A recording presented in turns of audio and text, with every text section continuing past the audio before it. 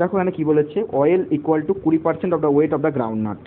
অর্থাৎ যদি আমি নাটকে ধরি, নাট রয়েছে যদি আমি ধরি 100%, তাহলে অয়েল কত থাকবে, অয়েল থাকবে 20।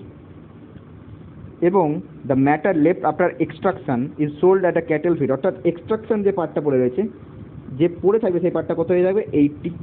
এবার যদি রেশিও বার করি, রেশিও বার করলে আমি মনে করলাম 5, এটা 5 কেজি থাকলো, এটা 1 কেজি, এটা 4 কেজি, তাই ধরে নিলাম।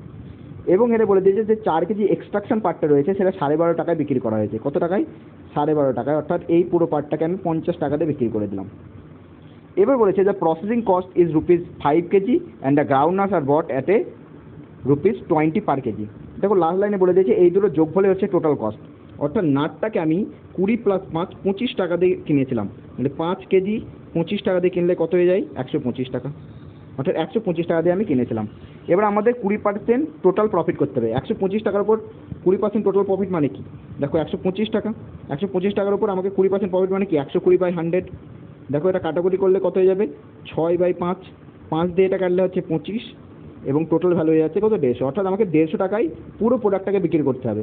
যেখানে করে এক্সট্রাকশন পার্টটা আমি 50 টাকা বিক্রি করে দিয়েছি অলরেডি, তাহলে 1 কেজি যে প্রোডাক্টটা পড়ে রয়েছে অয়েলের, সেটাকে আমি কত টাকা বিক্রি করতে হবে, যাতে আমাকে 20% প্রফিট করতে হয়। দেখো 150 টাকা টোটালটা বিক্রি করতে হবে, 50 টাকা হয়ে গেছে, নাহলে 150 টাকা 50 বাদ দিলে 100 টাকা পড়ে থাকবে।